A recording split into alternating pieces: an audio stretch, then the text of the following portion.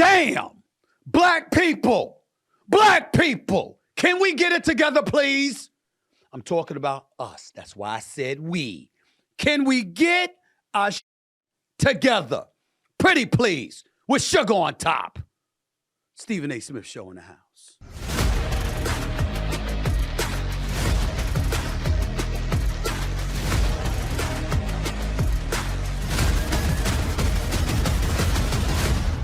What's up, everybody?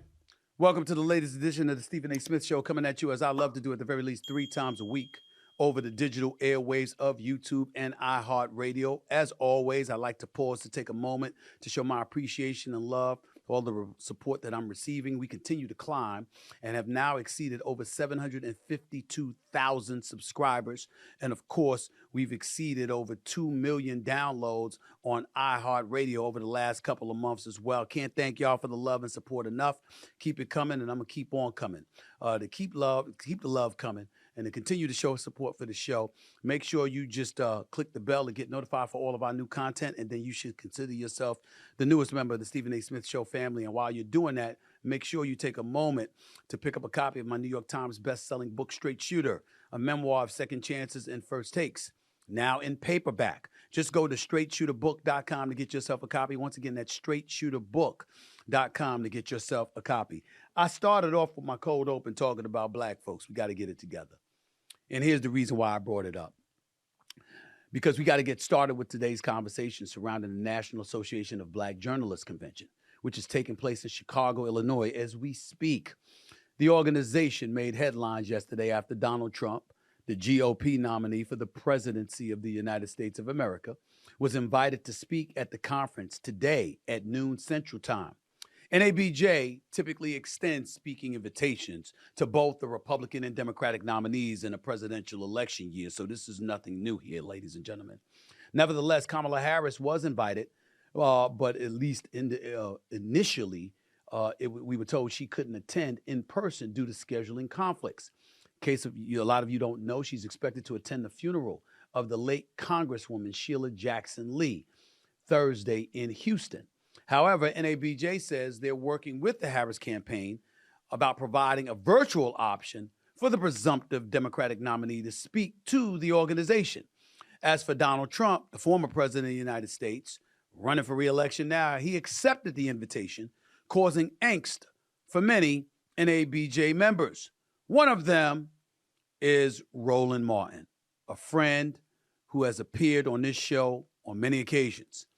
Here's what Roland had to say about Trump speaking at the conference today. Quote, Donald Trump has been vicious in his attacks on journalists, on journalism, and the Fourth Estate. He has pushed fake news. He has sat here and lied about the election results. He's going to lie about HBCUs. He's going to lie about black unemployment. What you're dealing with is a serial liar. Ladies and gentlemen, before I get on to the NABJ president and what he had to say, let me first address this whole Roland Martin situation.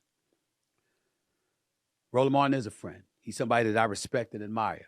He's highly knowledgeable, far more knowledgeable than I am on subjects of this matter, and especially since he's been a member for the NABJ for the last 35 years.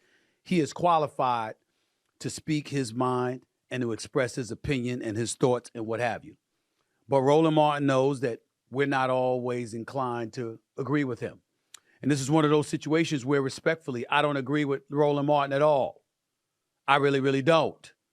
And the reason why I don't agree with it is because if that was the impetus or the provocation to deny somebody showing their face at the NABJ convention, as far as I'm concerned, nobody belongs there. I don't give a damn who it is. There's been exaggerations. There's been embellishments. There's been flat out lies that have been told to black folks, the black community, and certainly the NABJ throughout the years. And I'm not castigating anybody. I'm simply saying if you're a politician, let's just say you don't exactly expect 100% transparency and truth. Now, Donald Trump, without question, is on a different level. That man lies to himself. I mean, and you look at Donald Trump, he'll tell you his hair is black if you ask him long enough. You understand? He'll tell you there's nothing about him that's orange. Okay, he'll tell you all of this stuff. He'll tell you the sky is black when it's blue. We know this, okay? He does embellish. He does lie. He has lied. He has exaggerated. We get all of that. But bottom line is that has nothing to do with him showing up at the National Association for Black Journalism Convention. Nothing. Nothing at all. And so I get where Roland Martin is coming from, but that's not cause to pause his arrival at the NABJ. Roland Martin went on to say this: no black male journalists, 4,000 members.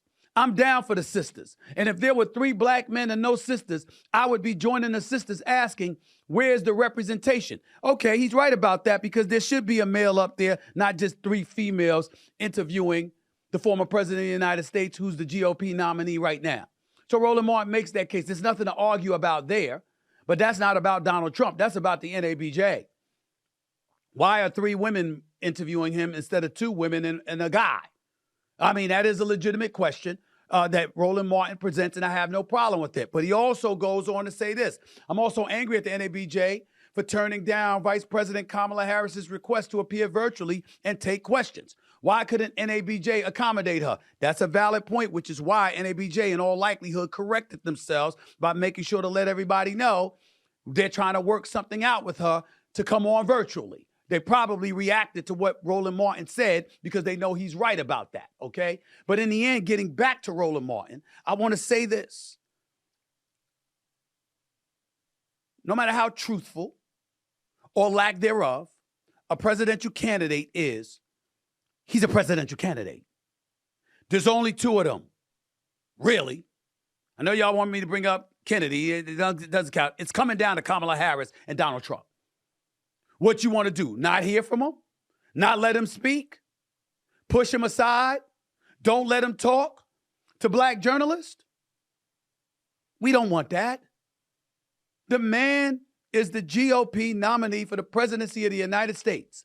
There's a 50-50 shot, if not better, that he's going to be the 47th president of the United States. He's number 45, now he's going to be 47, potentially.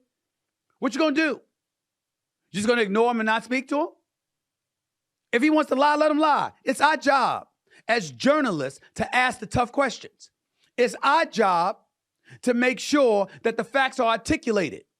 But what Roland Martin has to understand, and I know he knows this because the brother is smart, he is gifted, he is knowledgeable, and he's experienced in this business. You don't always get to check somebody about every single thing that they say in the moment when you have a limited amount of time with them. See, Roland gives the impression that you got to check them on the spot with everything. Well, what if every word out of their mouth is embellishment or lies? You going to stop the conversation to correct them on every single point where there are a multitude of points that you want to get to, but only a limited amount of time that you have to get to those points? We got to be smarter than that. We got to be smarter than that. And to talk, and listen, I'm no defender of Donald Trump. I know about the impeachments. I know about the civil suits. I know about the criminal trials. I know about the 34 felony convictions. We know all of this. And everybody's been talking. They're going to get him. He wasn't supposed to be here, just so you know. He wasn't supposed to be here. He was supposed to be in jail, right? He was supposed to be denied the opportunity to be the GOP nominee, right? How'd that work out? The left has been talking for years. How you gonna get him? You've been talking since 2016 when Hillary Rodham Clinton was calling him a fraud. Did you get him there? No. You won the popular vote. You lost the electoral college vote. 2020 rolls around. He denies he's an election results denier. And we all know what happened. That's why Biden's in the White House instead of him. Okay, so he doesn't want to admit that he lost. He's denying. Fine. We know that's why he's not in the White House. That's why he's trying to get back to the White House. Why are we always tripping? He lies, he embellishes, etc., etc. He's not going to stop. But he's got a better than 50% chance of being back in the White House. If Donald Trump wins re-election and ends up back into the White House, what if as president of the United States, he was willing to say, I'll show up at the NABJ. You going to sit up there and say no to the president of the United States if that happens because he's going to lie? Last time I checked, I thought we anticipated lies. I thought we recognized the fact that he wasn't going to tell the truth about half the stuff coming out of his mouth, if not more. I thought we were going to hear that. I thought that was a given. Rachel Scott is moderating it. You have any idea what an outstanding journalist she is? She's outstanding. I think she's a I think she's a superstar in the making. I'm telling you that right now. I've seen Barbara Walters. I've seen Diane Sawyer on the sports side. You understand? I've seen Pam Oliver on the sports and news side. I've seen Robin Roberts for years. I think Rachel Scott is a superstar in the making. Nancy Pelosi just snapped at her a few weeks ago for asking poignant questions. She's going to ask questions. She can't help it if the man is addicted to lying or to embellishing and pushing forth his own record and his own agenda. Roland Martin wants to talk about fake news, fake news, fake news. Here's my problem. I know what he did with April Ryan. I know how egregious that was, along with other African-American journalists when he would call them out in a very disrespectful manner. I get that part. I also saw him do it to an Asian woman. I also saw him do it to Don Lemon. I also saw him do it, I forgot the other CNN reporter. I saw him call out Fox News. Donald Trump complains about anything that's anti-Trump in any way. It wasn't just black people he was doing that to. He's an equal opportunity insulter. He complains all the time. What are we talking about? When we sit up there and we compartmentalize like there's something that he is doing to us, don't we understand that that gives the other communities a license to look at us and say, they just blowing smoke into the wind, acting like it's them. Here we go again. Or they're going to bring up racism. He's done that to the Asian American community. He's done it to the Mexican community. He's done it to immigrants. He's done it to the gay community, the Don Lemons of the world and others. He's done it here. They're going to point out all of these things to highlight that it's not race. It's him. I saw the man complain one time about Sean Hannity.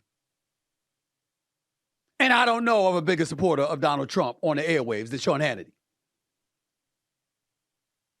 When Brett Baer was interviewing him and highlighted an epic moment where he highlighted all of these hires because Donald Trump says, I'm going to hire the best, I'm going to hire the best. And you call somebody dumb as a bag of bricks or ignorant or weak or all of this, generals, administration officials, the list goes on and on and on, and highlighted an abundance of people that Donald Trump was insulting who worked for him. Did you know that 90%, if not more, those people he were insulting and disrespecting and diminishing were white? I'm not saying that race doesn't play a role. I'm not saying that some of the things that he has done certainly hasn't given you cause to pause and to look at him and say, yo, that's some racially insensitive shit right there. I'm not saying that. What I'm saying is, when we pointed out as an organization, as the National Association for Black Journalists, if we were to sit there and not give him the platform to speak his mind and his thoughts and to not take the opportunity to challenge him, how would we look? April Ryan has been an outstanding reporter for years. And I saw how Donald Trump went after her, and it was egregious, very unpresidential. And she wasn't the only reporter he did it to. We get all of that. We understand it. But he's the GOP nominee. Whether you like it or not, over 74 million people voted for him when he lost the last election. he smoked through all the conservatives that were competing against him in the primaries. DeSantis, Nikki Haley, Vivek Ramaswamy, Chris Christie. He took them all out. The people on the conservative side have spoken. They want him. And there are tens of millions of them across America. When are we going to grow the hell up? They're not going away. They're not. They work with you. They work at different networks. Some of them are your bosses. They're advertisers and sponsors you want to do business with. They're everywhere. Just like you have liberals, progressives everywhere, you also have conservatives, Republicans everywhere. Some are willing to admit it, some are not. They're everywhere. They're not going away. And they don't care about his embellishments. They care about how he governs. I was on with Megyn Kelly's show. I was on Megyn Kelly's show yesterday. And she's bringing up how he has governed. You remember how he talked about her in 2016, how insulting and denigrating, and one would say misogynistic he was towards her. And what did she say? Hey, I didn't like it. I didn't like him. But I saw how he governed. And I'm good with a lot of his policies. That's what she said. Why am I quoting her? Because she mimics what 74 million people did. And oh, by the way, he was ahead in 6 of the 7 polls against Biden. Why is Biden going and Kamala Harris is here? Because him, twice impeached, 454 million civil suit against him, 34 felony convictions. Didn't do 1 second of jail time. And cakewalked to the GOP nomination and padded his campaign coffers along the way. He's not going away. I understand somebody as passionate, as knowledgeable, and who I consider to be a very good dude in Roland Martin. I got a lot of love for Roland Martin. He's on the show a lot for a reason. I respect the hell out of him, but I genuinely like him. And I'm not saying that he's wrong specifically about anything he said about Donald Trump. But at the end of the day, if you are the National Association for Black Journalists, you have to give him that stage. You have to give him that stage. And in doing so, you have to make sure that there are people up there that's going to grill him. Now, I agree with Roland Martin. Mrs. Faulkner for Fox News, she has no business up there. And I'm not trying to denigrate her in any way. I'm simply saying because of Fox News and the role that they play with Trump, she's not the person that should be up there. Rachel Scott, I have no problem with. Along with the other political analyst and reporter for Semaphore, if I remember correctly. I have no problem. But Roland's right in terms of her not needing to be up there and also for a male to be up there as well. Gender inclusion. I agree with him there. But Trump should be there, no matter what he says. Because whatever it is that he does say, there's tens of millions of people that are flowing with it, whether we like it or not. By the way, getting back to the NABJ, President Ken Lemon spoke up about the outrage yesterday. I want you to hear what he had to say about the concerns of the NABJ members over the Trump invitation in his own words. Listen to this. Absolutely not an endorsement. The first thing that you read when we put out that release says it's not an endorsement. Every year, every presidential election cycle, we invite the presidential candidates to come. We extend that to anyone who is a nominee And in this case, we have two presumptive nominees. We invited both of them. We got a yes from one of them. We'd love to get a yes from Kamala as well, but in this case, this is an important hour. We have people whose lives are depending on what happens in November. For us as journalists, people who go into and have very uncomfortable conversations for the sake of our members, this is an important time. This is a great opportunity for us to vet the candidate right here on our ground. And that's what we did. We were careful about making sure that certain people were involved just because we know they have a reputation of getting answers to questions. In addition to that, we are now working, and part of the reason why I'm late getting here to breakfast and trying to rush to get in is because we're working on trying to make sure that as he speaks, we fact check. Well, I respect Mr. Lemon's explanation there, and I thank him for it. But can we get something out of the way? And this is something that, again, Roland Martin and I touched on this a couple of weeks ago when he was a guest on this show. And I'll touch on it again. Fact checking in the moment, stop. There's not enough time to fact check everything that Donald Trump says. It's just not. Ladies and gentlemen, I'm a sports guy, it's true. I love watching Meet the Press. I love watching This Week, supposedly hosted by George Stephanopoulos, but there's usually a different host on there some Sundays. I love watching Face the Nation. I love watching State of the Union, CNN. I love watching Fox News and MSNBC. I watch all of this. You know how many times I see people utter stuff out of their mouth that isn't fact-checked on the spot? And we learn later that what they said wasn't entirely accurate or entirely true. Can we grow up? You're not going to do that if you want to have a conversation. The goal is not always, certainly on some facts, you can do that, but not everything they utter out of their mouth. It's impossible. The goal is to have them in a public platform, on camera, on the record, stating what they state. So when you do fact check, if there are lies, you can put up their comments and put the facts up to show where they were telling the truth and where they weren't. And it doesn't always happen in real time. You can't do television that way. You can't do radio that way. You can't even do a town hall conversation that way. You just can't. You just can't. So let's just stop that, please. I mean, come on, we just got to grow up. We really, really do.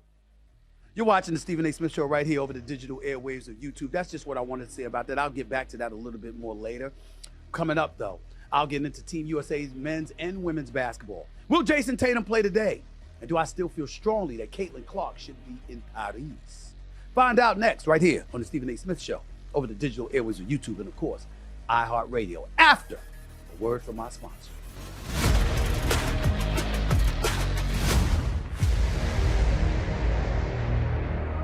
Okay, everybody, you know what time it is. It's time for Stephen A. Sports Picks, and I'm hyped up because today I'm making picks for some of the biggest names in Major League Baseball. But I can hear y'all asking, how you going to do that, Stephen A.? That's easy. I'm going to do it with Prize Picks, of course. That's right. You see, Prize Picks is a skill-based, real money daily fantasy sports game where you select two or more players and predict if they'll have more or less than their projected stats for the game. And it's not just baseball. Oh, no. Hell no. There's the WNBA. There's tennis. There's golf, boxing, even MMA. And get this. Sign up with code SAS, and Prize Picks will give you $50 instantly when you play your first $5 plus lineup. You don't need to win your lineup to receive the $50 bonus. It's guaranteed. All you have to do is play a $5 lineup on Prize Picks, and you'll get $50 instantly. Now, let's look at all my winning picks for today, okay? Clayton Kershaw, more or less than 3.5 strikeouts. He's Clayton Kershaw, y'all. I understand he may not be what he used to be, and I get all of that. I understand Father Time is undefeated. We get all of that, but he's still Clayton Kershaw. 3.5 strikeouts? I don't think that's asking too much. I think he could give us more than that, and I'm going with more when it comes to Clayton Kershaw on that note. Let's go to the next one. Manny Machado, more or less than 1.5 hits, runs, RBIs. Hell, if you get a hit, it'll probably be a home run or at least a double or something like that. You're going to get an RBI. maybe 2. I'm going to go with more on this, all right? It's Manny Machado. I believe in the brother. Cody Bellinger, he's up next. More or less than 1.5 hits, runs, RBIs. On this one, just for today, I'm going to say less. For some distinct reason, I don't know. I just think Bellinger's going to do less today. I could be wrong, but I doubt it. My picks are usually on point, in case you haven't noticed. Welcome back to the Stephen A. Smith Show right here over the digital airways of YouTube and, of course, iHeartRadio. Let's switch to some basketball, rather. The USA men's basketball team will be back in action today versus South Sudan. And all eyes will be on how Steve Kerr uses Jayson Tatum after Tatum was benched for the entire game in the opener versus Serbia. After the game, Kerr said he told Tatum things could play out that way with the return of Kevin Durant to the lineup before the game. He added that he, quote, felt like an idiot, end quote, for not playing Tatum, but that he can't play more than 10 players in a 40-minute game. He did say that Tatum will play today in the team's second game in pool play. Nobody trying to hear that. Steve Kerr should be ashamed of himself. He really, really should. I don't give a damn what anybody says. And his excuse was weak, and it was pathetic. This is a 4-time champion. I consider Steve Kerr to be one of the top 5, top 6 coaches in the history of basketball. That's how I feel about Steve Kerr. I think he's changed to some degree. I think that he's become a bit more self-righteous over the years. And, since he's won, and it's changed his personality to some degree, but that's just me. I will tell you, I still respect him. I still think that he's nothing short of great. But to be great, to know basketball the way that he does, to be the ultimate champion that he is, and to bench a champion is egregious. Now, I saw my man Kendrick Perkins on ESPN the other day going off, and I didn't have that sound available for you. I apologize for that, but I'll echo Kendrick Perkins' sentiments because he was absolutely on point. You want to bench somebody, you could have benched Derek White. Derek White's the Division II player who's made good. He's the one that's become a really good player in the National Basketball Association. He's also a champion with the Boston Celtics. You know what he's not? He's not Jayson Tatum. And I really am struggling for Steve Kerr to make sense of how you can have 3 Boston Celtics on Team USA, and the one person who saw a donut, who got 0 time, 0 playing time, and was riding the bench is the superstar of the Boston Celtics. Just paid over $300 million, just fresh off of averaging 27 a game as their number 1 option. Has been an all-NBA first-team player the last 3 years, and he's the reigning defending champion. And the 2 players playing ahead of him are guys who defer to him for 82 games a year, plus during the playoffs, playing for the Boston Celtics. That don't make no damn sense. Respectfully, Steve Kerr is full of it. That's some straight BS. And it was insulting, and it was embarrassing. And no, you can't walk off of Team USA and go home. But I would not have blamed Jayson Tatum for wanting to. You can't do that. It was embarrassing. What possible excuse could you have? Jayson Tatum, let me get this straight. Jayson Tatum can't play the point. Jayson Tatum can't play the 2 guard. Jayson Tatum can't play the 3. Jayson Tatum can't give you some time at the 4. You got 4 different players on the court that Jayson Tatum could sub for. And by the way, you're a champion as a coach, a 4-time champion. What do you mean you can't play more than 10 guys in a 40-minute game? Yes, you can. Did LeBron James need to play 27 minutes in a 26-point win? Did he really need to play that many minutes? He couldn't play 20? You play Devin Booker, who's a stud. I get it. You play Devin Booker ahead of Jayson Tatum? Drew Holiday and Derek White ahead of Jayson Tatum? You couldn't have put Steph Curry at the 1 and told Drew Holiday to sit down a little bit? Jayson Tatum can't defend? He's 6'9". The brother can play. Oh, I got more to say. I'm not finished. I just need a word from our sponsors. I'll be back in a minute.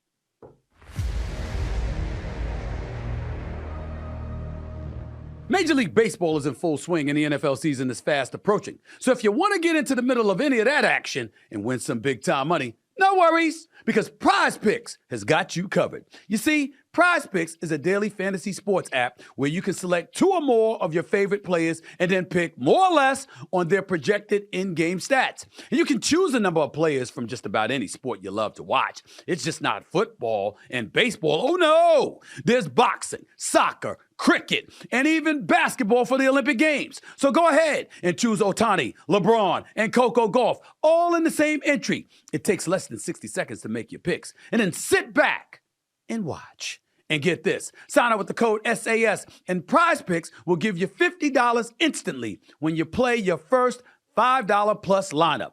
You don't need to win your lineup to receive the $50 bonus. It's guaranteed. All you have to do is play a $5 lineup on Prize Picks and you'll get $50 instantly. Pick more, pick less. It's really that easy. It pays to get paid on Cash App. There are a lot of things in life that you care about and want to keep safe, like protecting your kids, your home, and your hard-earned dollars. That's a feeling that you can actually feel really good about. Just like you can feel good about depositing your paycheck on Cash App, knowing you have security features like card lock and transaction alerts, so you never ever have to worry if your money is safe and or secure. And when your money is safe, you can actually rest easy. With Cash App, instead of worrying about your money, you can spend time checking things off your wish list, like watching your favorite team win the championship, being pampered on a 7-day cruise, going to your class reunion, and actually looking good while doing so. Those things make you feel good, just like you can feel good about depositing your paycheck on Cash App. That's money. That's Cash App. Download Cash App from the App Store or Google Play Store today. I'm glad I took a break there because I needed to, because I was about to say stuff. I really don't like what Steve Kerr did. And I think his excuses were bullshit. What do you mean you can't play more than 10 players? Yes, you can. Yes, you can. When your talent is that deep, when the guy you're leaving on the bench is Jayson Tatum, you can't find minutes for Jayson Tatum. Ladies and gentlemen, there's no team in the NBA, no team that couldn't find minutes for Jayson Tatum. No team. Not one. So ain't nobody trying to hear that. What you have is a coach that's addicted to what his game plan was, and I'm going to play these starters, and then after that, it's going to be these 5 reserves. No, it doesn't have to work that way. It doesn't have to. I know it's FIBA rules instead of NBA rules, but you were blowing them out. And by the way, Kevin Durant was the best player on the team that went to Tokyo. Who's the second best player? It was Jayson Tatum. What are you talking about? This is one of the elite players in the game of basketball, the world over. And this damn embarrassing Steve Kerr telling us you couldn't find minutes for him over the course of 40 minutes. Well, then what the hell you saying he going to play today for at 3 o'clock Eastern Standard Time? What you saying that for then? If you could find time for him today, you could have found time for him in game 1. And to walk into the equation, to walk into it, saying, yo, it's probably going to be difficult for us to find time. You have any idea how insulting that is? Jayson Tatum is a superstar in the NBA. He doesn't have a superstar personality like Carmelo Anthony and others alluded to in terms of that sizzle, but he's got a game. He's a 27-point per game scorer. And he's the leader of the reigning defending champions, leading scorer. number one option. It's just what Steve Kerr did was so egregious, so insulting. You know, it's like, to me, I wouldn't have blamed Jayson Tatum if he wanted to fly home. He got better things to do with his time than ride the bench. And it's embarrassing. And oh, by the way, damaging the one's brand. Not that we want to bring that up, but it's apropos here. It's damaging. Can't have a superstar riding the bench for Team USA. The hell are you talking about? Kevin Durant missed all 5 exhibition games. He comes out there, he plays lights out. We understand it. You know, drops 20 in the first half, hit his first 5 shots, first 5 3-pointers. We all 8 shots in the first half. We get it. You understand? Kevin Durant. It's 1-on-1. I got that. Jayson Tatum swept him out of the playoffs 3 years ago. First round. Kevin Durant just finished getting swept in the first round in Phoenix. Jayson Tatum, the champion. Now, that may not have anything to do with USA basketball, and I understand it, but you know what it has something to do with? Somebody deserving playing time. Who the hell are you talking about? What an egregious error on Steve Kerr. He better play him. He better play him today against South Sudan, who you beat by 1 point and relied on the greatness of LeBron James to score a point in the last, 11 seconds or so to hit the game-winning shot. You better play Jayson Tatum today. There is no excuse for Jayson Tatum to be riding anybody's bench. You can find a few minutes for a star caliber player anywhere. And if you can't, you know what, Steve Kerr, why don't you go home? Let Ty Lue coach. Let Eric Spoelstra coach. I bet you they'll find some time for Jayson Tatum. And obviously I'm being facetious because I know what a great coach Steve Kerr is. But his actions were that egregious that it warrants him being insulted the way that I just insulted him. Why don't you go home? I promise you, Ty Lue and Eric Spoelstra will find a few minutes for Jayson Tatum. I promise you that. There's no way in hell that would not happen. That's you right there. That's you right there. I mean, that's just straight up BS. Seriously. Moving on to women's basketball. Team USA, led by A'ja Wilson and Breanna Stewart, got off to a dominant start in the 2024 Olympics by beating Japan 102-76. But according to the Olympics official website, Team USA's win over Japan only drew 13,040 fans, which was the lowest attended game among the opening 6 matchups in group play.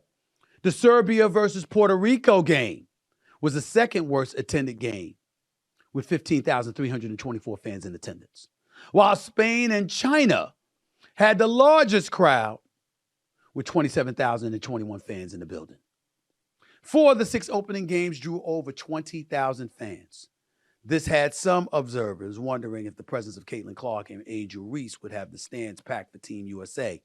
Speaking to NBC's Mike Tirico, South Carolina coach Dawn Staley said Clark's chances of making the team would have been a lot higher if she and her fellow committee members were selecting the roster today rather than several weeks ago. Look at this quote here. Caitlin Clark is just a rookie in the WNBA. Wasn't playing bad, but wasn't playing like she's playing now. If we had to do it all over again, the way that she's playing, she would be in really high consideration of making the team because she's playing head and shoulders above a lot of people. It's hard to argue the impact Clark has had on both ratings and attendance for the WNBA. This is something that I've said, y'all. And to buffer my point, take a look at this full screen, please. Not only did this year's WNBA All-Star Game set a record with 3.4 million viewers, an increase of over 300% from the 2023 game, but the top 12 WNBA broadcasts this season have all been Fever games. Top 12. On top of that, the Fever lead the WNBA in attendance at over 16,000 fans per game, over 4,000 more than the next closest team. So the next closest team, ladies and gentlemen, aren't even averaging 12,000 fans. But the Indiana Fever are averaging 16,000.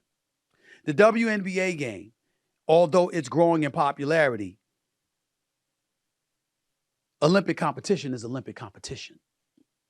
Nevertheless, for Team USA's game, rife with stars, expected to blow out their competition, they drew the worst crowd. Lowest attendance of the Olympics. Far be it for me to say it, but I'm going to say it anyway. Didn't I tell y'all? Where's everybody at now? It's about competition. It's about competition. It's about competition. Right? How does it feel, Team USA, to have 6 games? 4 of them drew over 20,000. And the one that did it still drew 2,000 more than you.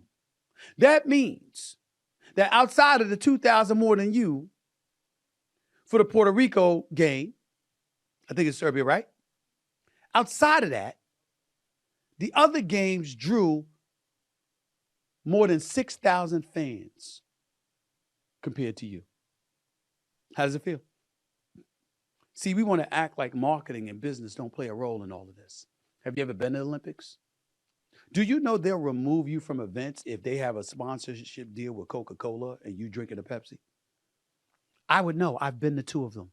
I covered the Olympics in Sydney, Australia in 2000. I covered it in Athens, Greece in 2004. I would know. I ain't been back since. Don't want to go back. I can't stand the Olympics. I'm not talking about the games. I'm not talking about the competition. I'm talking about the way the Olympics treats people, particularly the media. I can't stand it. You have no rights. Everything's so restrictive because you're doing business with everybody and you're milking every penny for all it's worth, every chance you get. Well, guess what, ladies and gentlemen? That's why you should have had Caitlin Clark and Angel Reese, because they are a draw. I never once said that Caitlin Clark should have been on the team ahead of the 12 people selected ahead of her because of basketball. I said marketing matters in everything. Promotion matters in everything. And you're not going to get around that. That is what I said. And you go over to Paris and Team USA, not Japan, not China, not Serbia, not Puerto Rico. No. Oh, no. Team USA draws the lowest attendance. How's it feel? Do you care? Merits. Last time I checked, marketing and promotion is merits because people want to get paid. You think they're over there just to compete for Team USA and just to engage in patriotism? People are over there also to build their brands, to elevate their profile so they can turn that into a marketable tool that could generate dollars for their coffers. We ain't fooling anybody here. That's what goes on. And it was a perfect opportunity for Team USA to do just that. But you didn't do it. Oh, Caitlin Clark, Dawn Staley, the great Dawn Staley, who I revere, by the way. But she was playing the way she's playing now. Well, wait a minute. You know she had the potential. You know, playing amongst other stars, with her marksmanship, she could have made big things happen. With her passing ability, she could have made things happen. Then she would have drawn excitement and eyeballs, and people the world over would have been watching her, which would have assisted in the elevation of the WNBA brand, which would have benefited everybody. But you didn't care. Far be it for you to pay attention to all of that. And now Team USA is on the docket, drawing the lowest attendance of anybody in the Olympics. Ladies and gentlemen, we're going to say it. That's embarrassing. That's embarrassing. Team USA drawing the least amount of attendance? China and Serbia and Puerto Rico and them getting better ratings than you? Getting better attendance numbers than you? Really? Really? Y'all something else, man. Told y'all. Caitlin Clark would have damn sure been on that team. And the more I saw Angel Reese playing the way that she was playing, and the way her and Caitlin feed off of one another from a rating standpoint, she'd have been on the team too. Because I would have saw the forest from the trees, and I would have said, they're marketable. More so, unfortunately, than everybody else right now. I'm going to milk that. How do you think the NBA became popular, ladies and gentlemen? You think at the time that Magic Johnson and Larry Bird first came into the league that they were the 2 best players? They weren't the two best players instantly. But the NBA, from Larry O'Brien and Commissioner David Stern and others, saw what was happening right before their very eyes and marketed the hell out of them to the point where they were competing against one another in commercials for Converse and McDonald's. And look at what the NBA became. Even when Jordan was ascending and the league clearly saw that that was the dude, and Nike was marketing the living hell out of Michael Jordan. I want to be like Mike. It was still Bird and Magic. Even with Kareem as a teammate, and James Worthy as a teammate, and Byron Scott as a teammate, and Kevin McHale, and Robert Parrish, and Danny Ainge, and Dennis Johnson, and Gerald Henderson, and Cedric Maxwell, Cornbread Maxwell, and ML Carn, all that. It was still Bird and Magic. Why? Because that's how you built the profile of the damn sport. The NBA had that foresight. The sneaker companies and everybody else had that foresight. And now the NBA just finished doing a deal for 11 years and $77 billion. Marketing matters. Promotion matters. But y'all wanted to ignore your boy Stephen A. And now look. Lowest attendance amongst the teams. Everybody had better numbers, attendance-wise, than Team USA.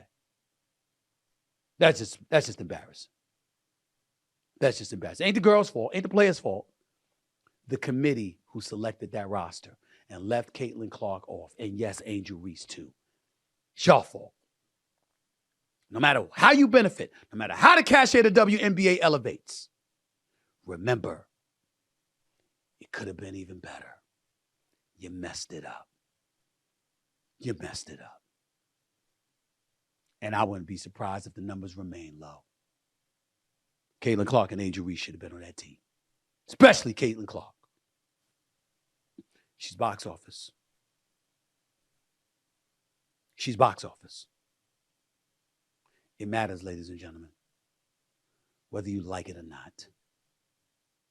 Your tweets and more coming up next right here on the Stephen A. Smith Show over the digital airwaves of YouTube and, of course, iHeartRadio. Back with more. Welcome back to Stephen A. Smith Show right here over the digital airwaves of YouTube and, of course, iHeartRadio. Back to politics for a quick minute before I close out the show with your tweets. According to CNN, Paul Dans, the director of Project 2025, the conservative blueprint for a potential second Donald Trump term, has stepped down amid intense criticism, including from the former president himself. Dans was once a top advisor in Trump's administration and steered Project 2025 as it spelled out what conservatives dreamed could be accomplished if Republicans won back the White House. Project 2025's plan to radically reshape the federal government and American life was spelled out in a detailed 900-page playbook that gave Democrats much to warn the American people about if Trump ultimately returned to power. In recent months, Trump has lashed out against Project 2025, calling some of its ideas absolutely ridiculous and abysmal. He's tried to distance himself from the work, claiming he had, quote, no idea who was behind it, end quote. Top Trump advisor Chris LaCivita recently referred to Project 2025 as, quote, a pain in the ass, end quote, for the Trump campaign. Nobody's believing that. We understand what goes on, particularly during an election year. We understand that when something potentially compromises the administration's objective and could ultimately interfere with them winning re-election and getting into the White House again, there's a whole bunch of sacrificial lambs. You didn't know what it was about. You had no idea that the Heritage Foundation was involved, that this is something that they've been doing for years. That's a lie. They're unapologetic about it, and they make sure to stake claim to what their objective is and what they really, really want.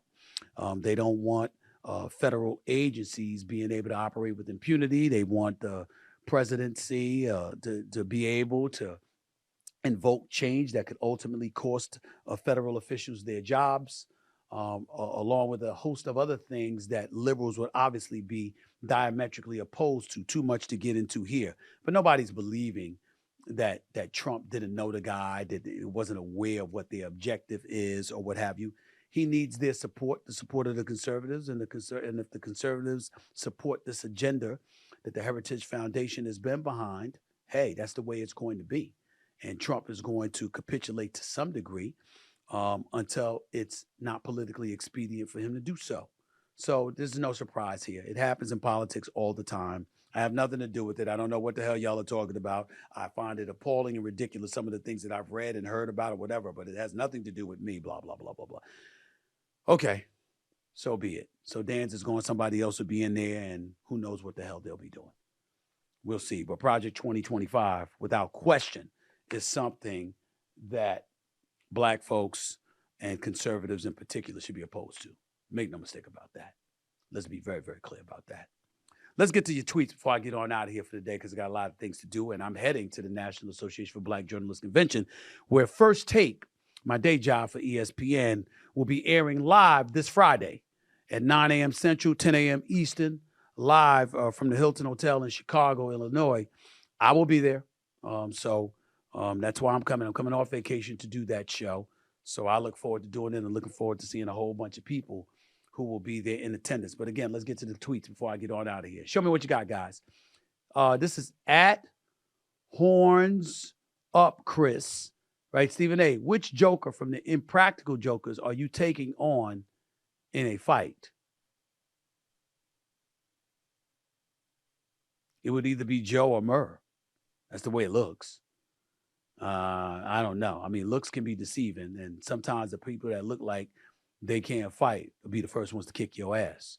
Make no mistake about that. But Sal and Q look a bit more formidable. Sal looks like an MMA fighter.